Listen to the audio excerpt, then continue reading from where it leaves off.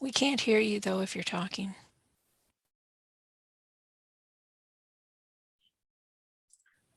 There we go. Okay. Yep. Hello, There we go. friends. Welcome to this 28th webinar on the Secret Teachings of All Ages by Manly P. Hall. This webinar series is available on makara.us under the subheadings Moria Federation webinars, then webinar series in progress as shown here. Previous episodes of this and the Secret Doctrine series are also available on YouTube. Just do a search for Francis Donald Secret Teachings or Secret Doctrine. Okay, during our last webinar, we spent much of the session focused on the god Pan, during which time we considered Proclus's teachings on how the Greeks combined the gods and the planets in such a way as to allow for every imaginable shade of divine influence. Then we began a new section, the myth of the dying god, with a consideration of the 4,000-year-old mythology of Tammuz and Ishtar. Let's reread the segment we were considering when we stopped last time. Could we get a reader, please? Sure, I'll start it out. Great. She was probably identical with the Ashtoreth, Astarte, and Aphrodite. The story of her descent into the underworld in search, presumably for the sacred elixir, which alone could restore Tammuz to life, is the key to the ritual of her mysteries. Tammuz, whose annual festival took place just before the summer solstice, died in midsummer in the ancient month which bore his name and was mourned with elaborate ceremonies. The manner of his death is unknown, but some of the accusations made against Ishtar by Izdubar or Nimrod would indicate that she, indirectly at least, had contributed to his demise. The resurrection of Tammuz was the occasion of great rejoicing, at which time he was hailed as a redeemer of his people. Thanks, BL. As I mentioned last time, certain aspects of this myth, along with the parallel mythology of Isis and Osiris, became the template for all the Mediterranean mystery schools that followed, many of which we've already taken a look at. Let's take a closer look at the metaphor of the sacred elixir, an ancient concept that shows up in cultures around the world. There are three versions of this elixir, all sharing the same esoteric root. First, we have the alchemical elixir of life, which was believed to bestow immortality. And for this reason, formulating the elixir was one of three main goals of the alchemist. Could we get a reader for this, please? Lynn, can you read that, please?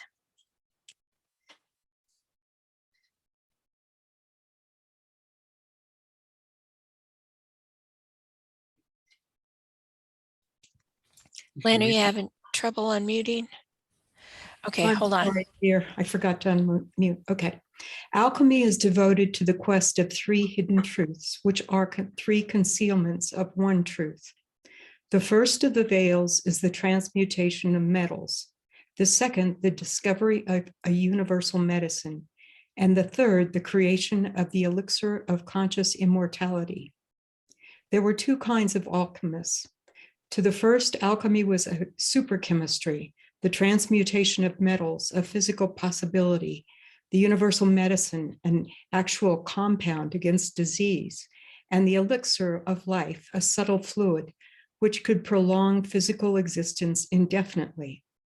To the second kind of alchemist, the three quests were entirely spiritual and were to be attained only through the practice of the mystical disciplines of realization that had descended from the ancient rites of the Egyptian temples. In an old manuscript left behind some unknown writer of the 17th century, a mystic alchemist sounds the note of warning.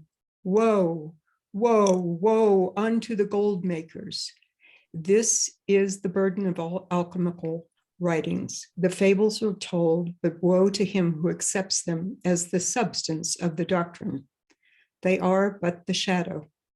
The substance lies beyond. To the modern truth seeker, alchemy conveys the light of another facet of the philosophical diamond. It gives further instruction in a mystery of the search for the self. Thus, we will learn from the history of alchemy. Each must gather the elixir from all the lives that make up mankind and compound, therefore, the elixir of his own life. From all the secrets that are, man shall be fashioned, and the secret power that shall save mankind. Thank you, Lynn. Another version of the elixir is the ancient Indian drink soma. Can we get a reader for this, please? Yes, Greg, can you read that for us, please? Yes. Soma is the moon astronomically, but in mystical phraseology, it is also the name of the sacred beverage drunk by the Brahmins and the initiates during their mysteries and sacrificial rites.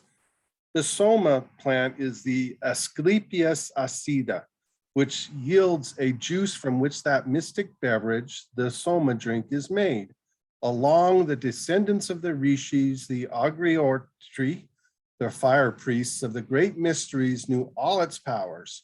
But the real property of the true soma was and is to make a new man of the initiate after he is reborn, from SD 2498-9.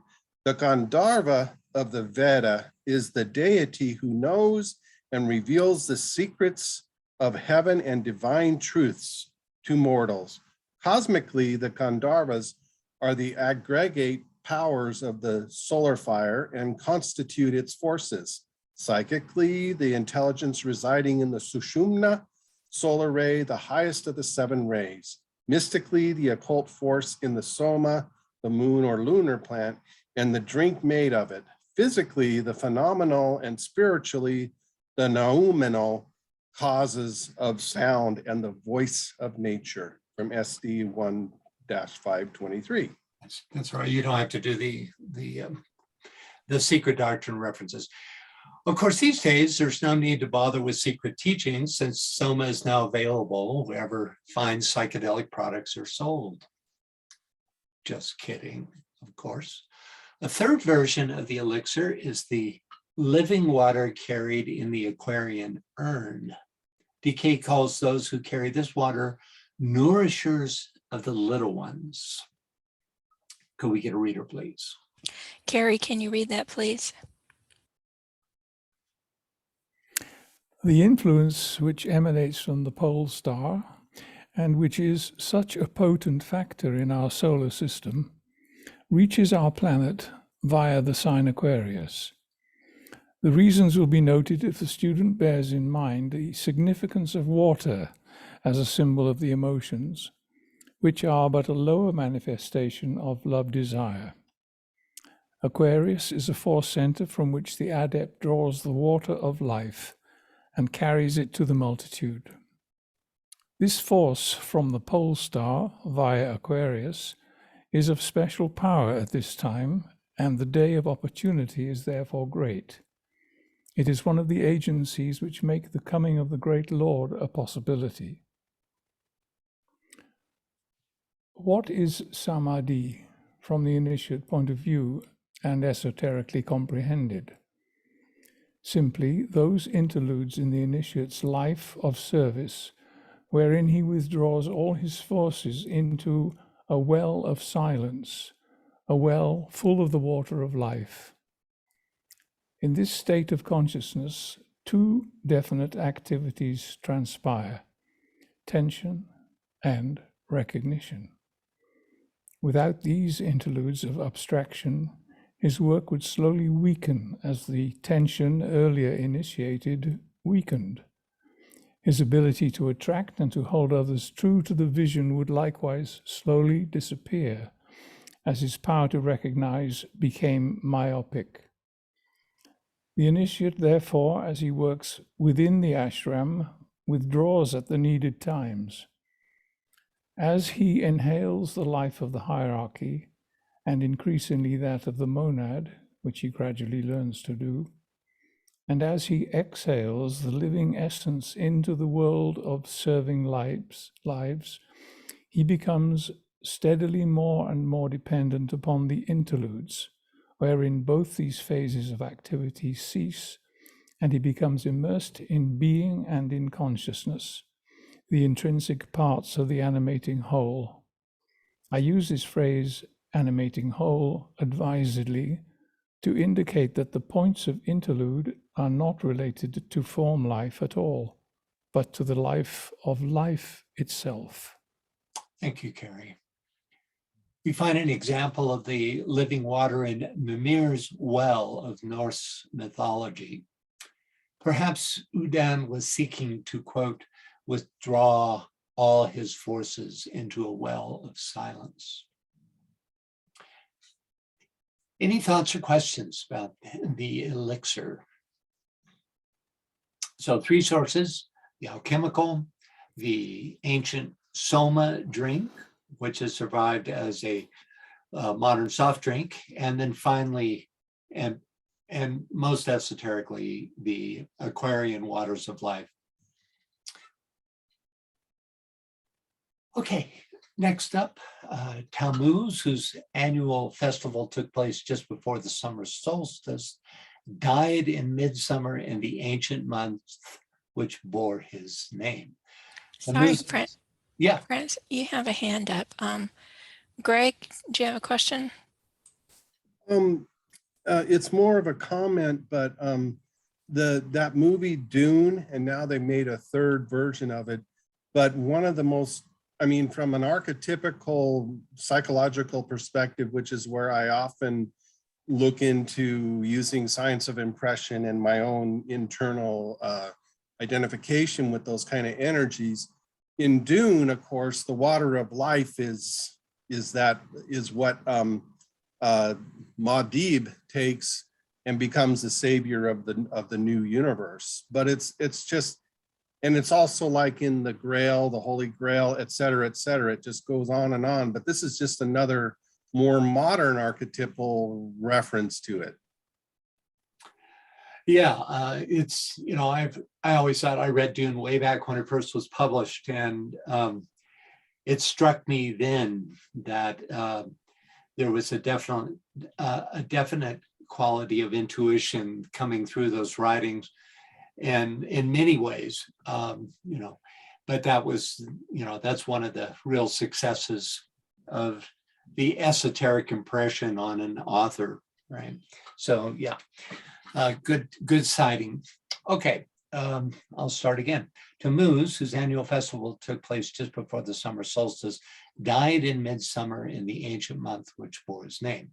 So Tammuz's death at the summer solstice identifies him definitely, as without question, as a solar creator god whose power begins to wane with the first day in the sign of Cancer, thus linking him to the rhythms of the natural world. The resurrection of Tammuz, as with all solar deities, took and takes place at the winter solstice, which seems to have been celebrated, as in every mystery tradition, on December 25th. We'll look into why a little later on. MPH tells us in an article on Capricorn from his The All-Seeing Eye, from the winter solstice, life begins to increase, its vitality being consummated at the summer solstice. Thus, in the old Babylonian system, the sun rose out of the earth in December and passed down under it again in June. So Tammuz's death is a causal metaphor for the sun's, quote, passing down under the earth. Of course, in Assyria, you know, unlike in the northern latitudes, the sun is always visible. So it's a metaphorical passing down under the earth, and it has to do with the vitality of nature and the vitality of the solar power. Any thoughts, questions about this? Yes, Siobhan wants to know who is Tammuz. Tammuz is, we just started to look at him last time. I should have put another slide of him. We showed him last time. He was the solar god of the Assyrians, very much like Adonis was of the, and other gods were of the Greeks. And eventually the Christ is for modern civilization, or at least parts of it.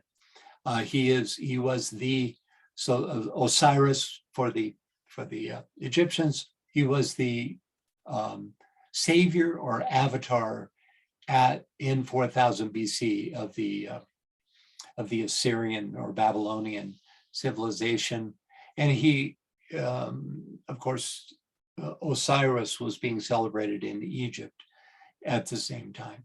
So, and he's part of the duo of Tammuz and Ishtar, whose name is more familiar and was more celebrated. But you'll be learning more about him as we go forward. So thanks for the question. Okay, next up, we have a description of the descent of Ishtar into the underworld. Could we get a reader for this, please? Okay. Carrie asks, what does this slide represent? Carrie, do you mean this one or the previous one? No, he meant the previous one, I'm sure. This one, right, Carrie? Right. Yeah, well, it was only an impression that it was, to me, what it represents is the cycles. So you have this, you have the winged sun, which always suggests the cyclic movement of the sun up at the top. And then you have the high point of the sun coming down into the sun, going under the earth, and then it's returned out. At least that's how I'm reading this. Now, it could be a family portrait for all I know, but I don't think so. I think this, because these don't come with descriptions. They were found with no text describing these illustrations. So, but given the subject matter, that's how I would interpret it, or at least one possibility. The two guys look as though they're animals, and they've got They're part animal, aren't they? hooves and tails. Yeah, it's this combination, which always suggests animal power, as understood by a human being. You also have these three flower-like emblems, which could represent cycles, and that could be the 4 seasons. It's possible anyway.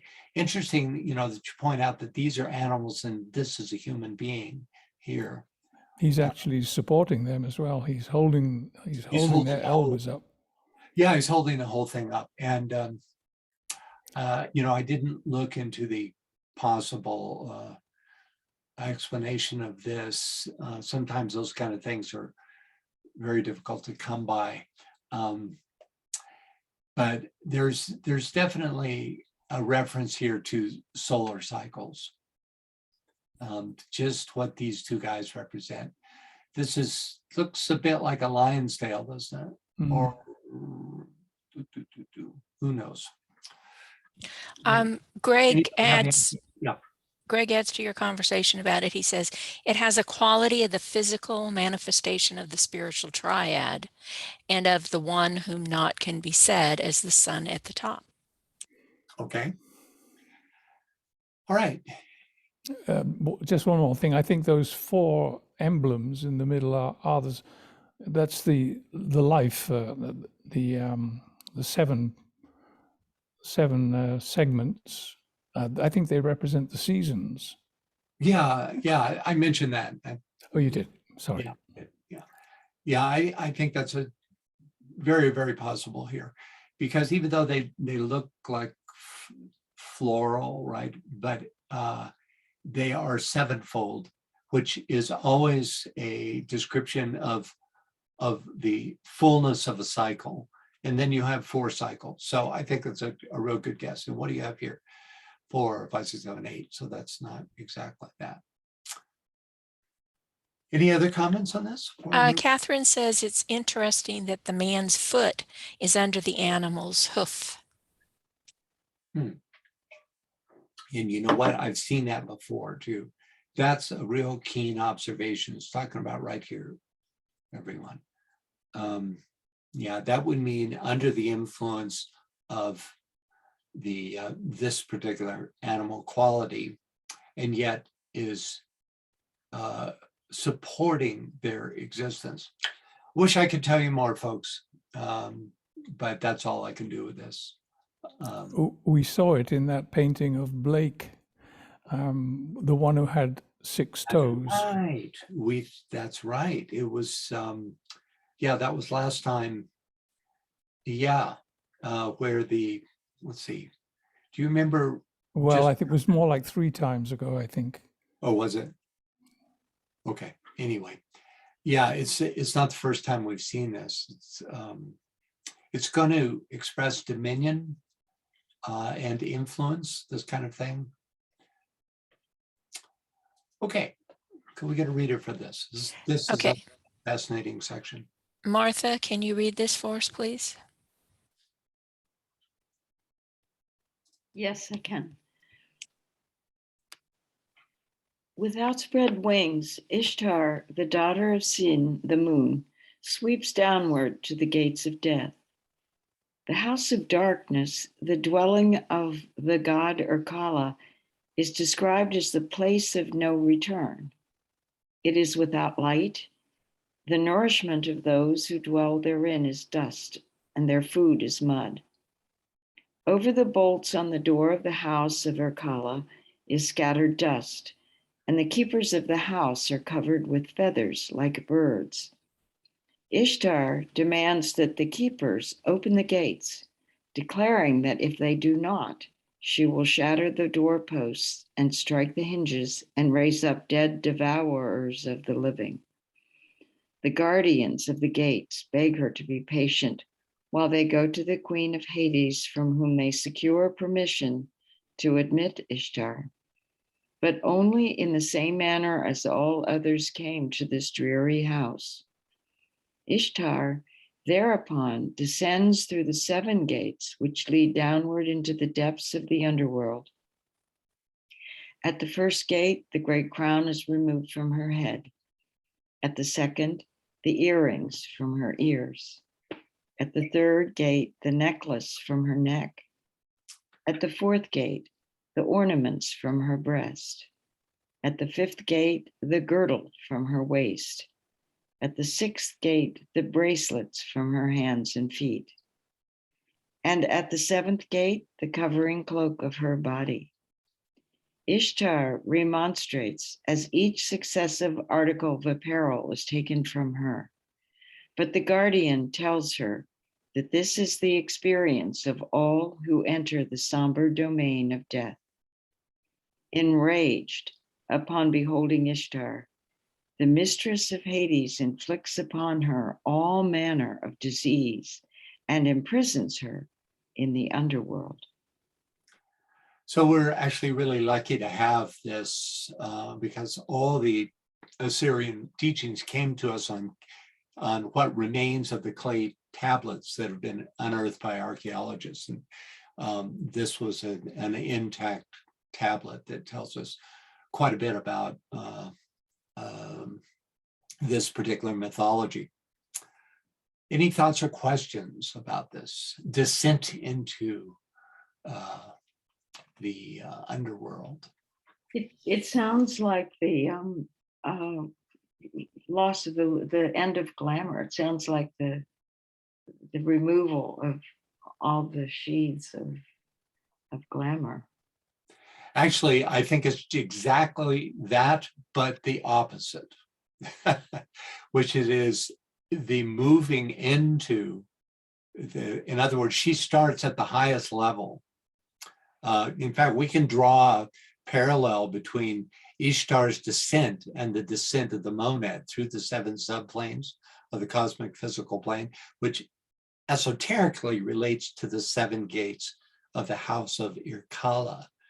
This parallel is made more compelling by the description of the jewelry that Ishtar is compelled to remove at each gate, which seems to me, at least, to represent a symbol of the consciousness lost on each subplane of descent, starting with the removal of the crown, representing the consciousness of the unencumbered monad, and finally ending with the covering cloak of her body, which could suggest that final etheric body or covering. Okay, we have several more comments. Efrosini says, we must be stripped of every outer garment of the personality to enter to the subjective world of initiations. This is the descent into hell of all the heroes of mythology. There you go. So, both you and Martha were describing the return journey, right? Where you pass back up through what she descends down through. So indeed. And Lynn says, well, she asks, this applies to the centers? It would apply more to the, there's always a relationship between any group of 7s. It applies specifically to, I say it applies. I see it as applying to the 7 subplanes of the cosmic physical plane, but you could see the parallel there in terms of moving down through the centers from the higher into the lower centers, and at each point becoming polarized in that particular center of consciousness, right? So the crown would of course be the highest head center, etc., going all the way down. They're very much related. Oh, sorry. Go ahead. And then Carrie says, curious how this might foreshadow the dance of the 7 veils.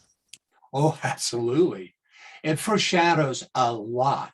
It's and I don't think this was the origin of this descent at all. My guess is this truly is a key component in the ancient wisdom teachings. So, if we could but read it, we would find this in the Atlantean rites, almost certainly, and before that. But in terms of what's come to us, this is a very early example of that. Anyone else?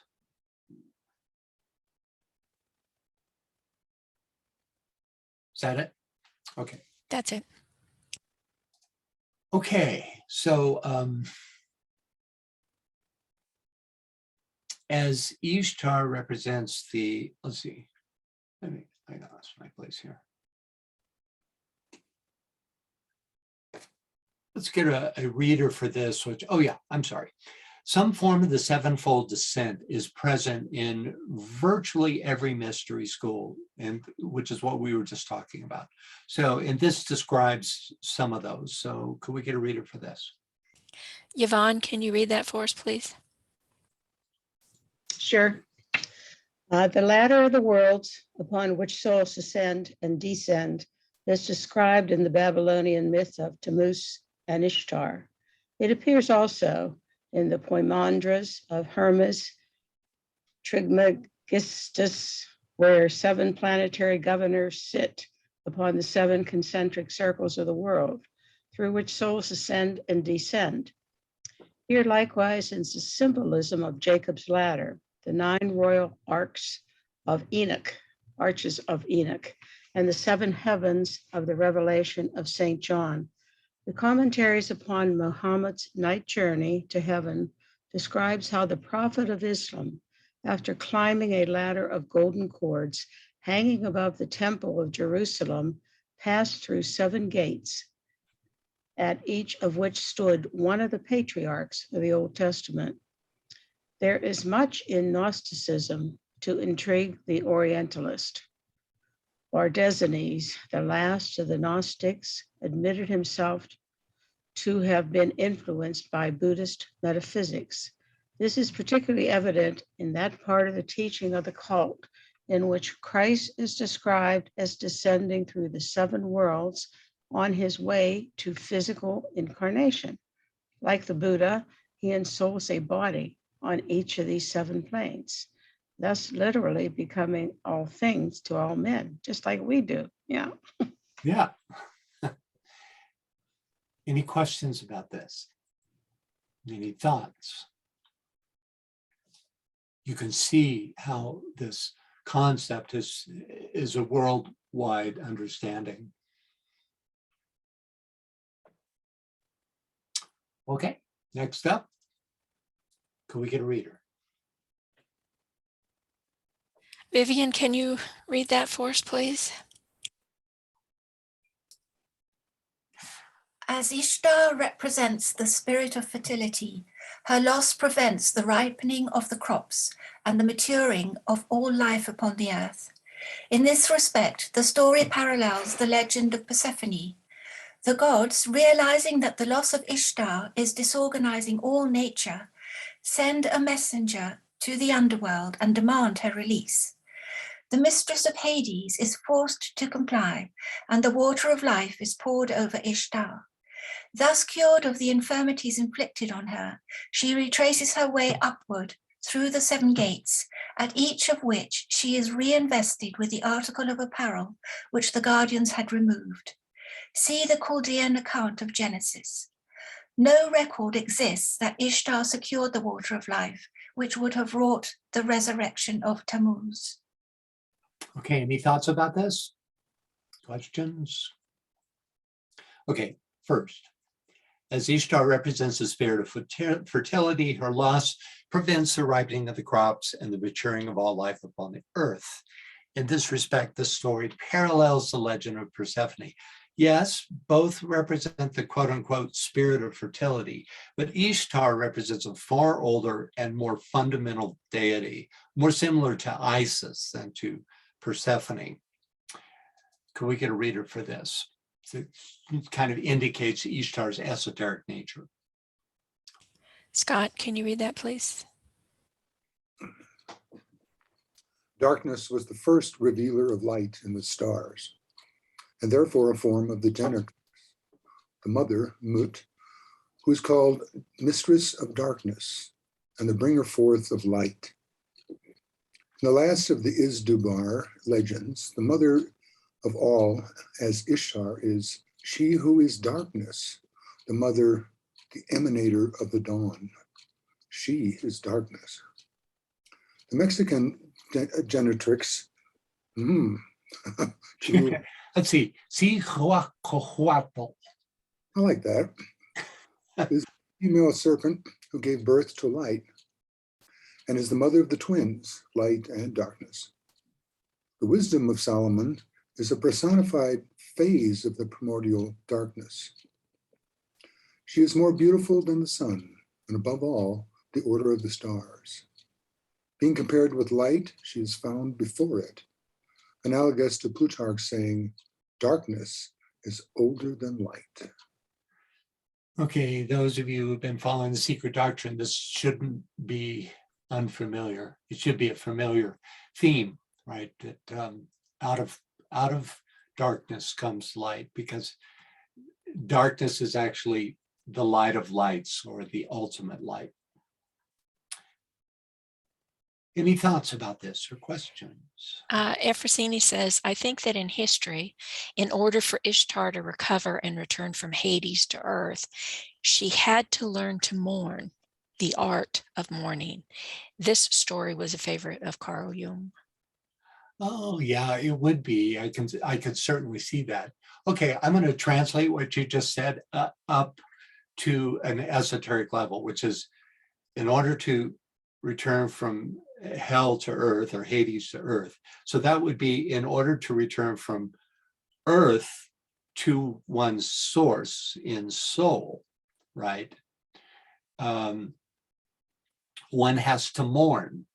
And mourning would be that, in the translation would be reconnecting with the soul and eventually the monadic aspect or spirit aspect. Mourning being the linking quality that would have you able to do that. And in that comes the waters of life from the soul as an act of grace. Anyway, that's just one way of understanding what you just said. Okay, let's see. Next, the gods, realizing that the loss of Ishtar is disorganizing all nature, send a messenger to the underworld and demand her release. Spence's Myth and Legends of Babylonia gives us further details about this demand. Could we get a reader, please? Okay, but first Martha asks, is any of this mythology connected to the end of the matriarchy in history? Let's see. The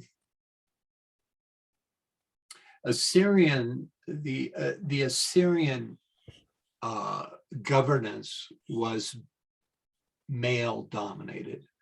So that's really all I could say in order. However, as you'll discover in just a bit when we look at the cosmology of the Assyrians, that unlike Christianity, Godhead came in male-female pairs, which is really significant when you're looking at recognizing the nature of the feminine principle, right?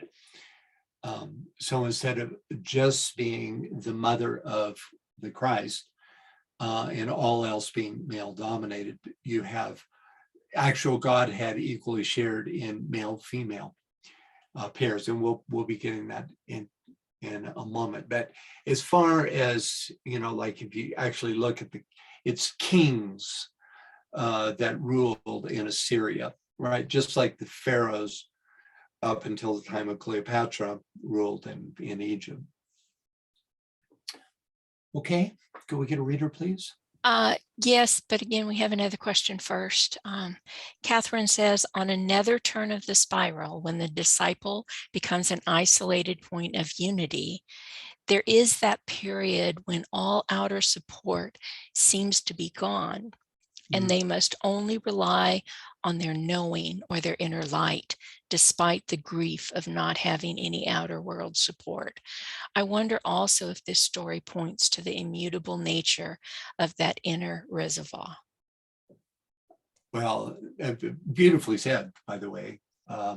Yeah, that's a point of transition when one must forsake all things personal, fourth initiation kind of stuff, where you must truly turn to your own inner light. And there's that period, which is the true dark night of the soul before the higher support becomes available.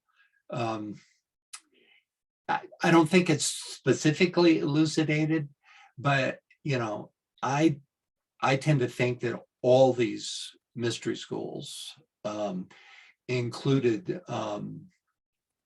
in the higher version of the mystery schools, because they were all divided into two, right? The lesser and greater mysteries, right?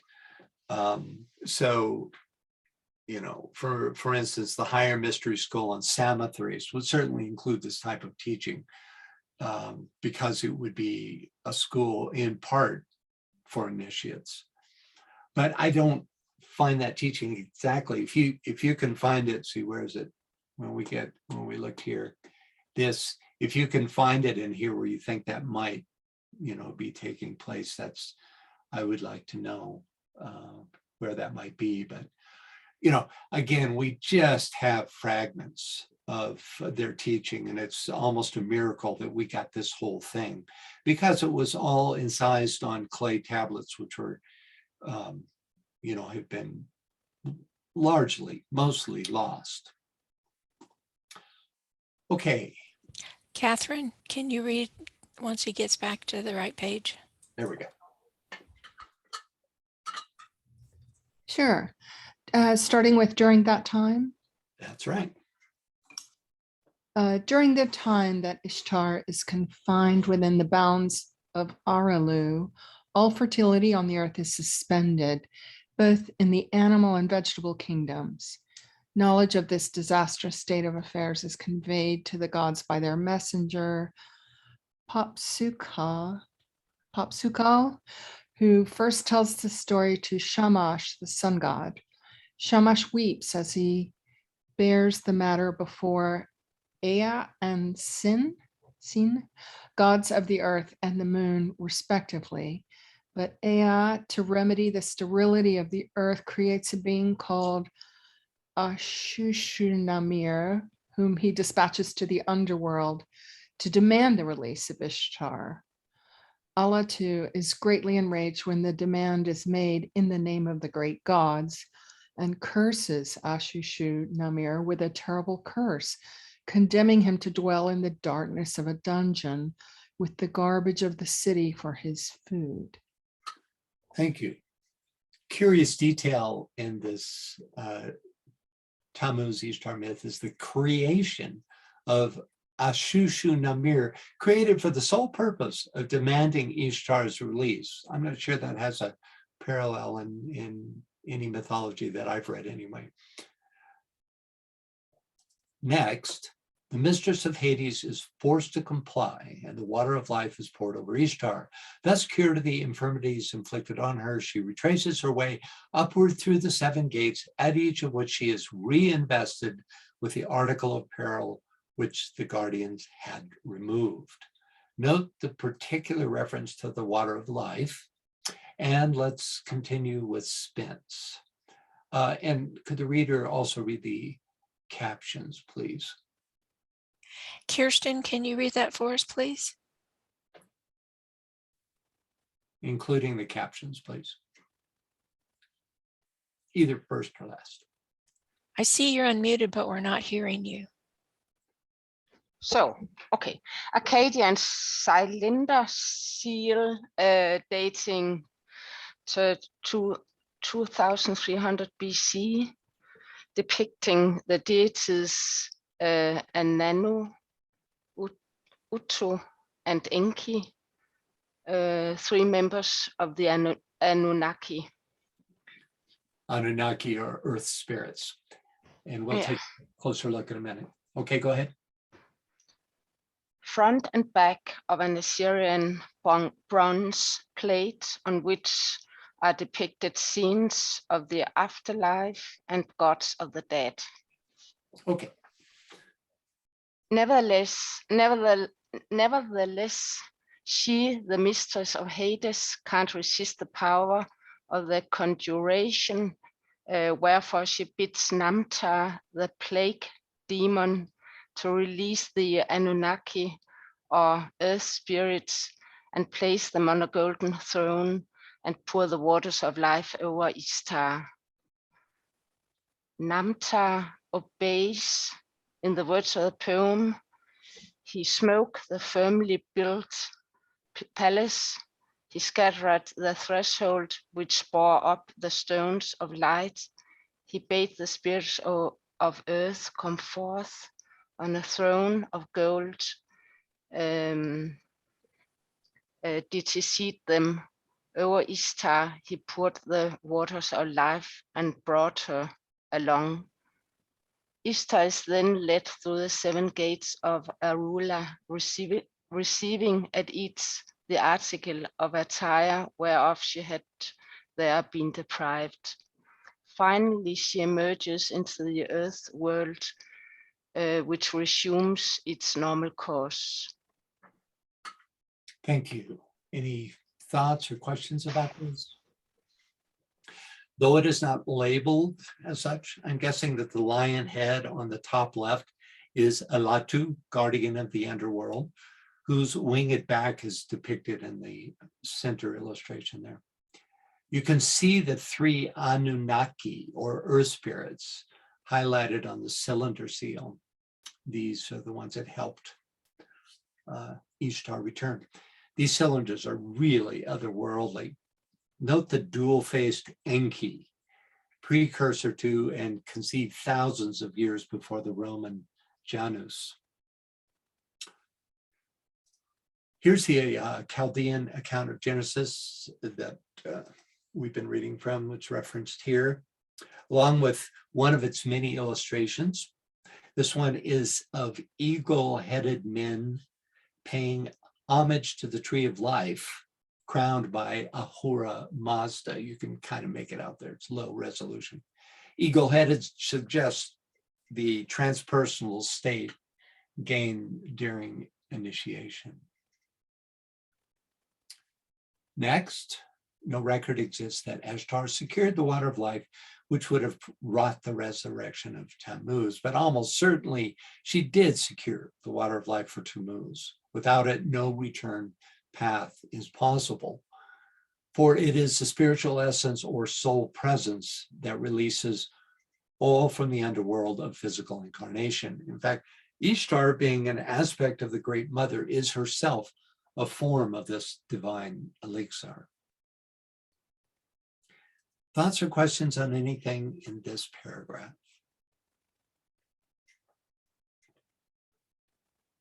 Okay, next up.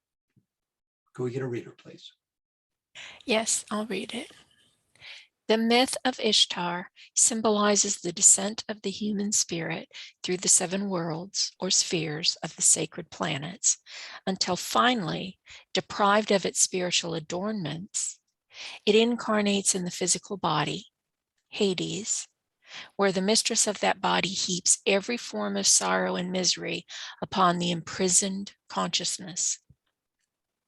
The waters of life, the secret doctrine, cure the diseases of ignorance, and the spirit, ascending again to its divine source, regains its God-given adornments as it passes upward through the rings of the planets.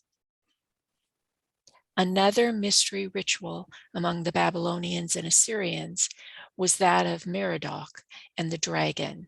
Merodach, the creator of the inferior universe, slays a horrible monster, and out of her body forms the universe.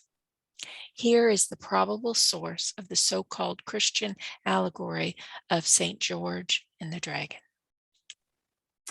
Okay, any thoughts or questions about this double paragraph? Here, MPH likens the descent of Ishtar to that of the human spirit, equating Hades with physical incarnation. And here he draws a parallel between the waters of life and the effect of internalizing the secret doctrine. These two phrases, descent of the human spirit through the 7 worlds or spheres of the sacred planets, and as the human spirit passes upward through the rings of the planets, is a description of the ancient belief that each subplane of the cosmic physical plane, though the ancients wouldn't have called them that, is ruled by one of 7 planets, which included the sun and moon. During Greek times, this process, you may remember from our last session, was overseen and enabled by the god Pan. Though this chart was created in 1539, it correctly reflects the ancient Greek system, at least exoterically. Let's take a closer look at what the Greeks believed these planets represented. And I think, wait a minute, what happened here? Yeah, this is right. Scott, could you read this? Since it's astrological. Okay. Proclus observes that it is here requisite to call to mind the order of all the mundane spheres, which is as follows. The inerratic, unchanged sphere ranks as a monad, being the cause of all mundane natures of an invariable subsistence. But of the triad under this monad, that is Saturn, Jupiter, and Mars, the first is the cause of connected comprehension, the second of symmetry, the third of separation. And again, the moon is a monad, being the cause of all generation and corruption. And the sun, indeed, unfolds truth into light, Venus, beauty, and Mercury the symmetry of reasons or the productive principles of nature. Or you may say that the moon is the cause of nature to mortals, she being the self-conspicuous image of Fonto, the fountain of nature. But the sun is the demiurgus of everything sensible, since he is also the cause of seeing and being seen. Mercury is the cause of the motion of the fantasy, invisible reality. For the sun gives subsistence to the fantastic, unseen essence. Venus is the cause of the appetites of desire, and Mars of all natural irascible motions. Jupiter is the common cause of all vitality, and Saturn of all Gnostic powers. For all the irrational forms are divided into these, and the cause of these are comprehended in the celestial spheres. So, this has that that quality of Thomas Taylor's translation. So any thoughts or comments about this? This is this is a rabbit hole that unfortunately we won't be able to spend a lot of time going down, but yes, I see. Yeah. Martha, you want to? I just wondered why Saturn would represent Gnostic information. Saturn usually is the gatekeeper and the orderly one, but I appreciate your response to. If you have Well, I don't have a deep response, just to say that Saturn is often equated with, it's a third ray planet and is often equated with mind and the knowingness of mind. Oh, that's great. Thank you. Yeah, Scott, do you have anything to add to that? Would you have anything to add to that? I think of it being the father of the gods. Right. And the power is wisdom. Yeah, it would seem, I mean, he's associated with Capricorn and the mysteries of Capricorn, the mountaintop and so forth. It would seem that he would be the one that gives out the powers. He holds the power. And which would, in this case, could be represented by the term gnosis. Yeah. Is the knowing one. Of those planets as listed, yes, he would be it. Thank you. Right, exactly. Really helpful. Yeah, good. Yeah, anything else on this? It is some fascinating mix of head scratcher stuff and very theosophical recognized material. I'd hoped at this point to do a kind of mini tutorial on Greek astrology / cosmology, but I quickly discovered it to be way too complex a subject for us to cover in any detail. Nonetheless, I couldn't resist. This listing from G.R.S. Mead's Orpheus gives us a broad outline of Greek cosmogony. Could we get a reader, please? Lynn, can you read that for us, please? The ineffable, number 1, the ineffable. 2, being. 3, life. 4, intellect. 5, soul. 6, nature. 7, body. Here we have a monad and 2 triads, which may very well be symbolized by the 2 interlaced triangles with the point in the center. The order is further subdivided into triads. Thus, we get in the select words of Plotinus, Taylor introduction. You don't have to read that. Okay. The triads: 1, primordial; 2, noetic; 3, noetic and also noric. Number 4, 5, supercosmic; 6, liberated or super celestial; 7, cosmic. Okay, so maybe you're starting to get an idea how complex the Greek system was. So Mead then, in his book, excuse me, presents an extended section on each of these triads, like many pages. Here's just a one-sentence sample, which describes Saturn's place in these triads and thus in the cosmic order. Can we get a reader, please? Okay, but first, Efrosini says Saturn in Greek is another name for time, chronos. And time and experience bring knowledge. Yeah, they're related for sure. And that's also why he's at the last gate, because he then, when you go past Saturn in this view of it, you transcend the time-space continuum. Okay, can we get a reader, please? Sure. Carrie, can you read that, please? Yeah. Saturn is the first power of the Noeric triad, the paternal monad, who is the son of Phanes, the third power of the Noetic triad. Phanes evolving Saturn by means of the intermediate triad that acts as power or mother to the paternal or Noeric triad.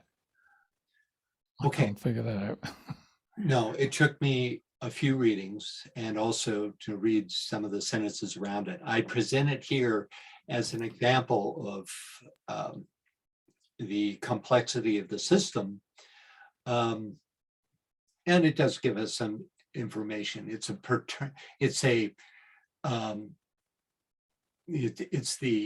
you know, if you go back here, you can see that the Noeric is the fourth down, right? And so you're now entered time and space instead of pure causality. And it's the first power of this, you know, Noeric triad, which is the paternal monad. And that Saturn is the son of Phanes, which is the third power of the Noetic triad, which is the one directly above here, right? One of these two anyway. And he evolves Saturn by means of this intermediate triad, which is this Noetic and Noeric. And that acts as the power or mother to the paternal or Noeric triad. So you have this Noetic, also Noeric is a maternal issuing forth of the purely causal into the realm of the Noeric, of which Saturn is the monad. So now, you know, you don't know much more than you knew before, but at least hopefully the sentence makes some sense. And this goes on for many, many, many pages. So you have to commit to a study of this. Obviously, this isn't something we can do now, as fascinating as it would be to, you know, have more understanding of how the Greeks viewed their cosmology and astrology. Francis? Yeah. Janet asked, could it refer to the decadence? Could what refer to the decadence? You mean the triadal? Yeah, why not? It's certainly, I mean, they're both triadal. I think, generally speaking, these are of a more causal level than the, let's see, we'd have to go all the way back to to here. You can see it's these outer two rings that depict the constellations, right, which are divided into decadence. So yeah, you know, there could be a relation, you know. I didn't read enough of Mead's book, even though I did read a little bit, to know whether that would hold or not, but it could, you know. One thing I'll say about this is that you can tell by this listing, the fact that cosmic is at the bottom here shows, which is going to be the outer literal cosmos, shows that how numinal this listing is, you know, at the the highest levels of manifestation, right? It would be a fascinating study, and who knows, maybe Mead does it, because Mead was a theosophist. Maybe he, does relate it to the stanzas of Zon and the different stages. I don't know, because, like I said, I haven't read the book. Okay, it's a tempting rabbit hole, but a bit beyond the scope of the text, though we will be taking a look at Assyrian cosmology in a moment. Okay, next we find the story of Merodach and the dragon, which MPH only mentions in passing in this short paragraph. So, given that, let's take a look at Smith's Chaldean account of Genesis for a bit more detail, and also this fabulous, famous illustration of Merodach and the dragon. Can we get a reader, please? Greg, can you read that, please? Okay, our next fragments refer to the creation of mankind called Adam, as in the Bible. He is made perfect and instructed in his various religions' duties, but afterwards he joins with the dragon of that deep, the animal of Tiamat, the spirit of chaos, and offends against his God, who curses him and calls down his head all the evils and troubles of humanity. This is followed by a war between the dragon and the powers of evil, or chaos on one side and the gods on the other. The gods have weapons forged for them, and Merodach undertakes to lead the heavenly host against the dragon. The war, which is described with spirit, ends, of course, in the triumph of the principles of good, and so far as I know, the creation tablets end here. Thanks, Greg. So, we have another version of the fall, similar to Lucifer. The key here is this phrase, but afterwards he joins with the dragon of the deep. In other words, it's a Prometheus kind of thing where he descends in order to serve, right? And then you have what follows is this war between the dragon and the powers of evil, which is another version of the war in heaven. Any thoughts or questions about this? Unlike with the Greek myths, there's often only one partial archaeological source for these much older Babylonian stories. But by collating fragments, archaeologists were able to create this chart, which is surprisingly esoteric and corresponds at many points with teachings from the early stanzas of Zon, as found in HPB's Secret Doctrine. And like the stanzas, the higher rungs are so cosmically primordial that we find the great gods Merodach, Shamash, the sun, and Ishtar on the bottom rungs. So let's take a closer look. First comes the two aspects of the one principle, the theosophical father-mother, called Tavtu or Taute, the feminine sea of primordial substance, and Apison, her masculine counterpart, who in the stanzas of Zon, quote, breathes over the slumbering waters of life.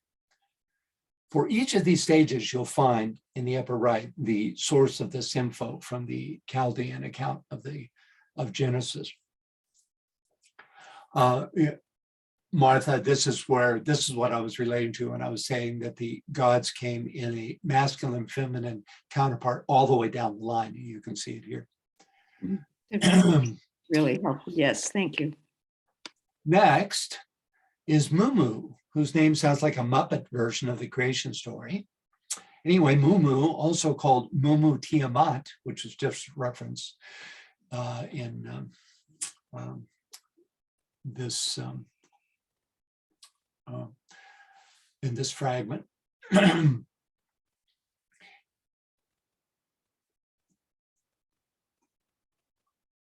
Anyway, is in Mumu Tiamat is chaos, which HPB describes as, quote, a chaos to the sense, a cosmos to the reason. Here's a close-up of the image. Since this is a cylindrical seal, the serpent at the base wraps all the way around the composition, exactly like the serpent Jormungand of Norse mythology, who also represents chaos. Issuing forth from chaos is Lachma and Lahama, male and female personifications of the principles of motion and production. Lachma, or motion, suggests Fohad, this which works with the principle of production to manifest an infused form aspect with spirit. The spirit of production is certainly David, representing the third aspect. Issuing forth from the energies of motion and production are Sar and Kisar, the upper and lower expanse or hosts, the creation of which is described in verse 7 of stanza 3 in the stanzas of Zond, quote, behold him lifting the veil and unfurling it from east to west. He shuts out the above and leaves the below to be seen as the great illusion. He marks the place for the shining ones and turns the upper into a shoreless sea of fire and the one manifested into the great waters. If this parallel is true, the place for the shining ones is the god Sar's upper expanse, leaving the great illusion or the lower expanse under the province of the god Kisar. Next, we have two masculine feminine pairs, Anu and Anatu, and Bel and Beltis. Anu, or Uranus, is the lord of angels and spirits. The second quote on the right is worth reading. Anu represents abstract divinity, and he appears as an original principle, perhaps as the original principle of nature. He represents the universe as the upper and lower regions, and when these were divided, the upper region or heaven was called Anu, while the lower region or earth was called Anatu, Anatu being the female principle or wife of Anu. So what's the difference between Anu and Kisar? It would seem from the chart that through the pair Anu-Anatu, we have a further descent from the noumenal into duality. But there aren't there aren't library books extant from the Assyrian period. There are only these clay tablets. So when you're looking for the finer derivations and philosophical points, you can only work with the very limited information that you have to hypothesize. Next, the second masculine and feminine pair, Bel and his wife, Beltis. Bel was lord of the surface of the earth and the affairs of mankind. And I'm going to stop here since my goal was only to illustrate how closely the Mesopotamian hierarchy adheres to the theosophical model, not to describe all aspects of that hierarchy. Any thoughts or questions about this? I don't often quote Wikipedia, but I found this passage concerning the Mesopotamian deities particularly arresting. Could we get a reader, please? Yvonne, can you read that for us, please? Sure. Deities in ancient Mesopotamia were thought to possess extraordinary powers and were often envisioned as being of tremendous physical size. The deities typically wore melum, an ambiguous substance which covered them in terrifying splendor, and which could also be worn by heroes, kings, giants, and even demons. The effect that seeing a deity's melum has on a human is described as ni, a word for the physical creeping of the flesh. Both the Sumerian and Akkadian languages contain many words to express the sensation of ni, including the word pulu, meaning fear. from Wikipedia. Ishtar holding her symbol, terracotta relief. Yeah, so it's pretty clear from this that direct experience of deity was a well-known enough phenomena in ancient Mesopotamia to create a whole language and a number of words to describe it. That's struck me as pretty amazing. Okay, thoughts or questions on anything having to do with Tammuz and Ishtar? Okay, now we turn to the myth of Adonis, who was so closely related to Tammuz that the Romans considered them as one god named Adonis Tammuz. Can we get a reader for this paragraph, please? Vivian, can you please read that for us? The mysteries of Adonis or Adonai were celebrated annually in many parts of Egypt, Phoenicia, and Byblos. The name Adonis or Adonai means Lord and was a designation applied to the sun and later borrowed by the Jews as the exoteric name of their god. Smyrna, mother of Adonis, was turned into a tree by the gods, and after a time the bark burst open and the infant savior issued forth. According to one account, he was liberated by a wild boar, which split the wood of the maternal tree with its tusks. Adonis was born at midnight on the 24th of December, and through his unhappy death, a mystery rite was established that wrought the salvation of his people. In the Jewish month of Tammuz, another name for this deity, he was gored to death by a wild boar sent by the god Mars. The Adoniasmos was the ceremony of lamenting the premature death of the murdered god. Okay, thoughts or questions about this paragraph? Efrosini says Ni is like the Mysterium Tremendum, the awe. Oh, I hope I said that right. Mysterium, yeah, tremendum. Well, that's fascinating, Efrosini. Thank you for that.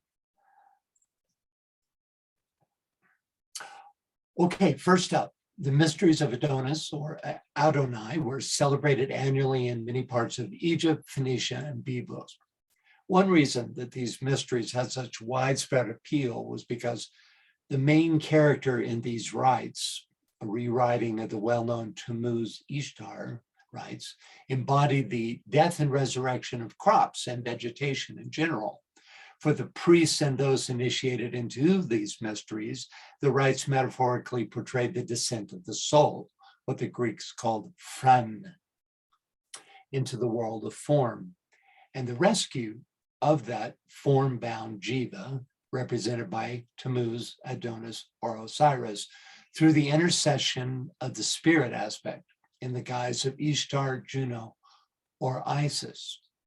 The names and details changed by region or became compound, like Tammuz Adonis, but the theme of death and resurrection remained constant and later formed the basis for the Eleusinian mysteries.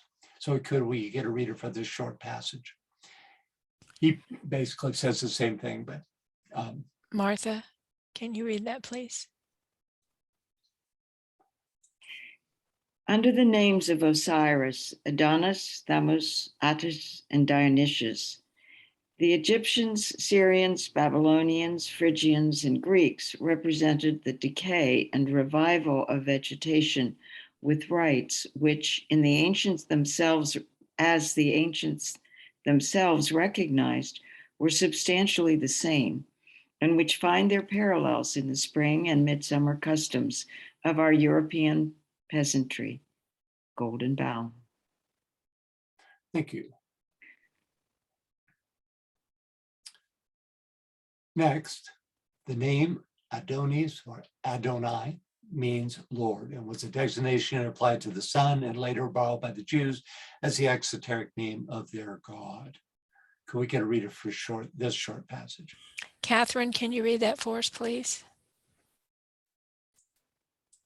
Sure. The God of the Jews, is also often known by the name of Adonai, but this is nothing but the god of the Syrians, Adonis, or the sun, the worship of whom is reprobated under the name of Tammuz in Ezekiel 8:14. Quote, "Then he brought me to the door of the gate of the Lord's house, which was toward the north. And behold, there sat women weeping for Tammuz." Thank you. And next, he describes this episode with Adonis's mother. Smyrna, mother of Adonis, was turned into a tree by the gods, and after a time, the bark burst open and the infant savior issued forth. There are many variations to this story that I found, which has been rendered by a number of artists. I thought this among the more interesting one. Notice the Smyrna there, who has been turned into a myrrh tree. Can we get a reader for this? Sure, I'll do it. Adonis, connection with vegetation, comes out at once in the common story of his birth. He was said to have been born from the myrrh tree, the bark of which bursting after 10 months gestation allowed the lovely infant to come forth. According to some, a boar rent the bark with his tusk and so opened a passage for the babe. A faint rationalistic color was given to the legend by saying that his mother was a woman named Myrrh, who had been turned into a myrrh tree soon after she had conceived the child. Thank you. So for all his extraordinary scholarship, Fraser, who authored The Golden Bough, source of this quote, often misses the esoteric implications. Here he sees Adonis's birth from a tree as an affirmation that he is a god of vegetation, altogether missing the esoteric implication, which is that this tree is the sacred tree of wisdom personified by Adonis's mother, who, through the metaphor of the myrrh tree, births the avatar Adonis into the world directly from that source of wisdom. Okay, next up. According to one account, he was liberated by a wild boar, which split the wood of the maternal tree with its tusks. The boar, who liberated Adonis, later gores him to death. But why a wild boar? Let's take a look at a quote from Angelo de Gubernetis' amazing zoological mythology, which devotes an entire chapter to the mythology of the boar. Can we get a reader, please? Lynn, can you read that for us, please? In the same way as Vishnu changed himself into a wild boar, and the hog was sacred to the Scandinavian Mars, so was the wild boar sacred to the Roman and Hellenic Mars, who assumed the shape of a monstrous lunar wild boar in order to kill the young Adonis, beloved of Venus. It is with a wild boar's tusk that the bark is cut off the tree in which Myrrh, pregnant with Adonis, after her incest with her father, shut herself up. We here have again the incestuous father, the girl in the woolen dress, the forest, the penetrating tusk of the wild boar, which bursts through the forest of night and enables the young hero to come forth, whom he kills in the evening out of jealousy. In the ancient popular beliefs of Sweden, too, the wild boar kills the sun whilst he is asleep in the cavern and his horse is grazing. Notice, moreover, the double character of the tusk of the nocturnal lunar wild boar. In the morning, it is a life-giving tusk, which enables the solar hero to be born. In the evening, it is a death-dealing one. The wild boar is alive during the night, and the darkness is split open by the white tooth of the living wild boar. Thank you, Len. So of particular interest here is the dual character of the boar's tusk, life-giving in the morning, but death-dealing in the evening. which suggests to me that the boar is an enforcer of cyclic appearance, a role it also seems to play in Hindu mythology. Here we have Brahma in his second incarnation as Varaha, assuming the guise of a boar who, quote, raises the earth out of the boundless waters. Could we get a reader, including the caption, please? Sure, but first, Efrosini says Smyrna or myrrh was one of the gifts from the Magi to the newly born Jesus. Indeed. It represents, I think, the anointing oil of the initiations, which makes someone from mortal to Christos, the anointed. Yes, indeed. And it's, as you'll discover in a coming slide, that it was also considered to be part of the makeup of the Benebu's nest, which was the phoenix, right? And so it's a very, and it's used in to embalm as well. So it's very much connected with that Shivic aspect, right? So, you know, you can see the relationship, you know. Okay, could you go ahead and read, please? Carrie, can you? Varaha, avatar of Vishnu, killing a demon to protect the earth, and the earth goddess Bu or Bhudevi, which he lifts on his tusks above the black ocean. Gouache on paper, probably Chamba, Pahari region, North India.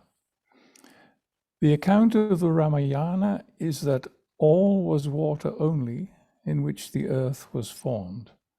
Thence arose Brahma, the self-existent, with the deities. He then, becoming a boar, after killing the demon Hiranyaksha, raised up the earth and created the whole world with his saints, his sons. Thank you. But later, the Danavas were giants who warred against the gods. The Danava Mukha assumes the shape of a wild boar in order to kill Arjuna. The god at the dawn of a cycle, a demon at its close. The boar in both the Assyrian and Hindu traditions carries out the role of enforcer. Any thoughts or questions? Next, Adonis was born at midnight of the 24th of December. As we've come to see, every solar hero, from Serapis to Mithras, from Tammuz to the Christ, was born on either midnight of the 24th, which is really just the first moment of December 25th, or the 25th itself. Why? According to a statement made in The Masks of God by Joseph Campbell, the ancients marked the winter solstice on that day, not on the 21st, but rather on the 25th. Now, there may be a more esoteric explanation. If so, I've yet to find it. But yeah, it was believed in those days that the calendar date, the 25th, was the winter solstice, which makes it much easier to understand why all these solar heroes have their birthday on that day. Next, and through his unhappy death, a mystery rite was established that wrought the salvation of his people. Let's read Albert Pike's take on the significance of death to the mysteries. Could we get a reader, please? Scott, can you read that, please? All initiation is but introductory to the great change of death. Baptism, anointing, embalming, obsequies of burial or fire are preparatory symbols, like the initiation of Hercules before descending to the shades, pointing out the mental change which ought to precede the renewal of existence. Death is the true initiation, to which sleep is the introductory or minor mystery. It is the final rite which united the Egyptian with his God, and which opens the same promise to all who are duly prepared for it. The body was deemed a prison for the soul, but the latter was not condemned to eternal banishment and imprisonment. The Father of the worlds permits its chains to be broken, and has provided, in the course of nature, the means of its escape. It was a doctrine of immemorial antiquity, shared alike by Egyptians, Pythagoreans, the Orphici, and by that characteristic Bacchic sage, the preceptor of the soul, Silenius, that death is far better than life, but the real death belongs to those who on earth are immersed in the lethe of its passions and fascinations, and that the true life commences only when the soul is emancipated for its return. And in this sense, as presiding over life and death, Dionysus is the highest sense of liberator, since, like Osiris, he frees the soul and guides it in its migrations beyond the grave, preserving it from the risk of again falling under the slavery of matter or of some infernal inferior animal form, the purgatory of metempsychosis, and exalting and perfecting its nature through the purifying discipline of his mysteries. Quote, the great consumption of all philosophy, unquote, says Socrates, professed, quoting from traditional and mystic sources, is death. He who pursues philosophy aright is studying how to die. All soul is part of the universal soul, whose totality is Dionysus.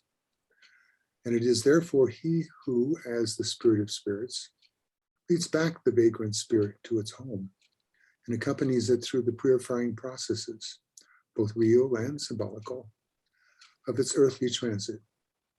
He is therefore emphatically the Mystes, or Hierophant, the great spiritual mediator of Greek religion. Thanks, Scott. Any thoughts or questions about this? The role of death. Salvation comes through identification with the solar principle, personified by whatever solar god is recognized in that culture, in this case, Adonis. Finally, the Adoniasmos was the ceremony of lamenting the premature death of the murdered god. Spence's Myth of Babylonia and Assyria gives us a bit more detail. Could we get a reader for this, please? Yes, Yvonne, can you read that, please? Likewise, the Adonia festival of the Greeks symbolized the death and resurrection of Adonis. This feast occupied 2 days. On the first day, images of Adonis and Aphrodite were made and laid each on a silver couch. On the second day, these images were cast by the women into the sea, together with the Adonis gardens, as they were called, pots filled with earth in which cut flowers were stuck. It is believed that this rite was meant to signify the revival of vegetation under the influence of rain.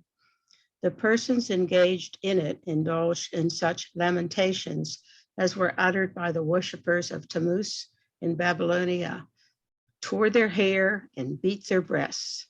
The festival of Adonis fell in the summertime at Alexandria and Athens, in the spring at Byblos, while in Phoenicia it occurred in the season when the river Nah Abraham, formerly called Adonis, bore down from the mountains of Lebanon, the red earth in which the devout saw the blood of the slain Adonis. Golden boxes of myrrh were employed at the Adonia festival. Incense was burned and pigs were sacrificed. Pigs were sacrificed also to Osiris, whose cult, as has been shown, had much in common with that of Tammuz and Adonis. Thank you.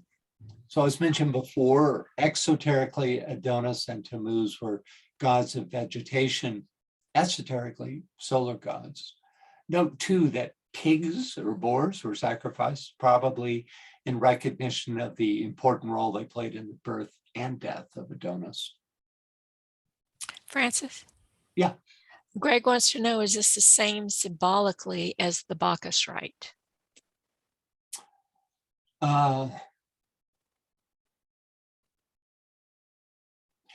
Yeah, that's interesting. It uses a different series of metaphors. But, remember Bacchus was dismembered and put in a pot and had to be reassembled, right? Which is also what happens with Osiris. So the concept is, in other words, the process that is represented is the same, using a different set of metaphors. Okay.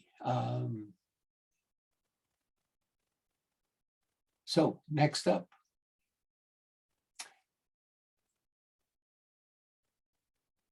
Can we get a reader, please? Greg, can you read that, please?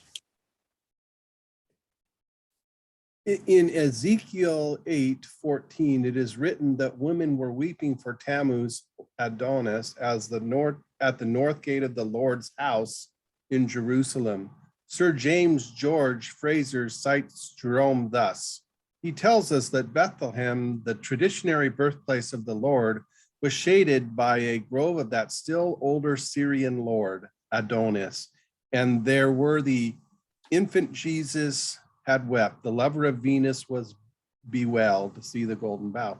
The effigy of a wild boar is said to have been set over one of the gates of Jerusalem in honor of Adonis and his rites celebrated in the grotto of the Nativity at Bethlehem. Adonis as the gourd or God man is one of the keys to Sir Francis Bacon's use of the wild boar in his cryptic symbolism. Okay, thank you. Any thoughts or questions about this? Here's the King James version of Ezekiel 8:14, illustrated by Gustave Doré. And we read it before, but could we get a reader for the verse and the caption, please? Okay. Then he brought me to the door of the gate of the Lord's house, which was toward the north. And behold, there sat women weeping for Tammuz. In Ezekiel 8:14, the prophet Ezekiel, shown in this illustration by Gustave Doré, witnesses women mourning the death of Tammuz outside the Second Temple. Next, MPH references the grove of Adonis. In Anacalypsis, Volume 2, Higgins tells us that, quote, the gardens of Adonis of Syria were all Edens, delightful groves, seminaries of education in the secret sciences and retreats for study. The fact that the infant Jesus wept on the site of the groves of Adonis suggests to me a kind of superconscious awareness of and identification with his own role as avatar through recognition of his predecessor in that same role. Next, MPH references the effigy of a wild boar. The fact that this effigy was placed over one of the gates of Jerusalem, clearly in honor of Adonis, and that this older god's rites were celebrated in the grotto of the Nativity, suggests a recognition of the continuity of message and purpose between these two great avatars. Actually, this recognition is a bit surprising to me, considering how fanatic early Christians were about erasing all competing belief systems. And finally, the link between the wild boar and Francis Bacon. On the left of this illustration is the Bacon family crest, crowned by the boar. The words mediocria firma on the banner beneath the crest means the middle way is the most secure. Sound familiar? On the right is an ornamental border that decorated the title pages of 8 different books by other authors during Bacon's lifetime. Not Bacon's books, but 8 different books, none of whose subject matter had anything to do with the theme of the border, and which, through the symbolism of its various elements, suggests that Francis Bacon was the son of Queen Elizabeth and the Earl of Leicester. Part of that symbolism lies in the crest animal at center top, which, according to an article by NPH, is a boar concealed under a porcupine's coat, suggesting that the boar's identity is hidden, and thus by inference, so is that of Francis Bacon. The symbolism is completed by the fact that the male figure on the left bears a long staff, a signature item that also appears in the crest of the Earl of Leicester. And on the right, the English lion appears above the head of the heroic female figure, identifies her as Elizabeth. And between them, the identifying but partly concealed crest of their alleged son, Francis Bacon. For further identifying mark, note the similarity between the platforms on which the two boars stand. This doesn't mean that Bacon was the son of the Earl and the Queen, but there's little doubt that proclaiming this was the intent of this ornamental border.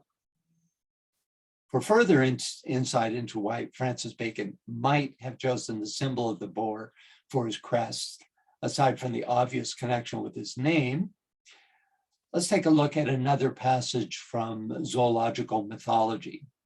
Could we get a reader, please? Catherine, can you read that, please? The hog, as well as the wild boar, is another disguise of the solar hero in the night, another of the forms very often assumed by the sun as a mythical hero in the darkness or clouds. He adopts this form sometimes to hide himself from his persecutors, sometimes to exterminate them, and sometimes on account of a divine or demoniacal malediction. Zoological Mythology, verse 2, page 2. Volume 2, thank you. So could Bacon's disguise have been symbolized by the boar? NPH and other esotericists believe so. Any thoughts or questions about this whole connection between the boar and Well, there's a hand up, but hold on for just 1 second, Scott. Efrosini says, and this was, I think, an earlier passage, I was impressed by the ceremony concerning the Garden of Adonis, where they put plants in pots and withered quickly. It is like the enter of soul into our body, into our limited individualities. We have no deep roots in life, hence death. Exactly. That's my interpretation as well. And actually we'll be coming up on a painting of maidens throwing these Adonis pots into the sea. It's quite beautiful, actually. So thank you for that insight. Yeah. Okay.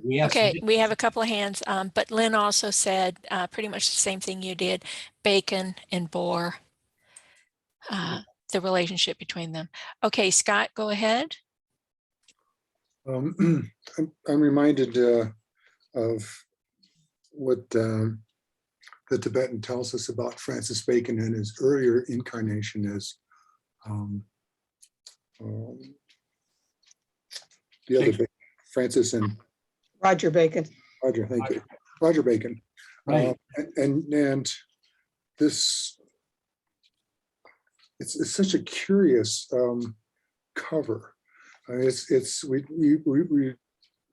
linking the incarnation of Vishnu as a boar, and that cover there, and the fact that these women are weeping at the north end of the city at the gates, which is the hidden end. It's the darkness. In the Masonic Lodge, that's the dark side of the lodge where no one sits. It's where the hidden master is hidden.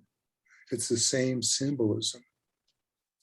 It is, especially since the boar is, associated with the darkness or the solar hero in the night. Right. It's such a curious combination that it's just bald in the fact that Bacon chose the name Bacon, has the name Bacon.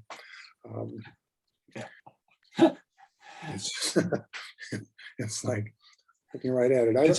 Good sense of humor there. Yeah, I think so. Don't usually associate it with humor, but anyway, that's I always wondered about the boar aspect, and still not altogether clear here to me. But I think the idea that it is hiding, it's cloaking, as Vishnu surely was as a boar. That second aspect of divinity as well, even though Bacon is associated with what, the first ray? I don't know. Anyway, I don't know for sure about that. Isn't it the third? is he a third?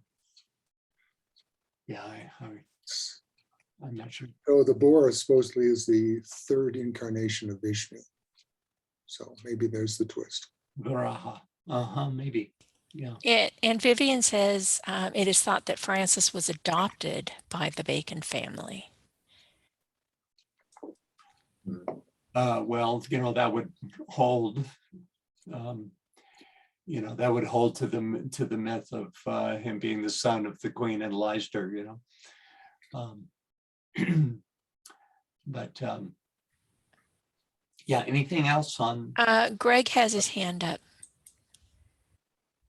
I was thinking, we keep on referring to the boar symbolism, but it always gets me back to being in the labyrinth with the Minotaur, and the Minotaur is hidden in the underworld, and it is through the process that the Minotaur, in a sense, is transformed, or that whole story of which in the Greek destiny, or the Greek version of descent into the underworld and then coming back up again out of that. But when she goes into the underworld, she meets, I think there's a reference to the meeting with the Minotaur.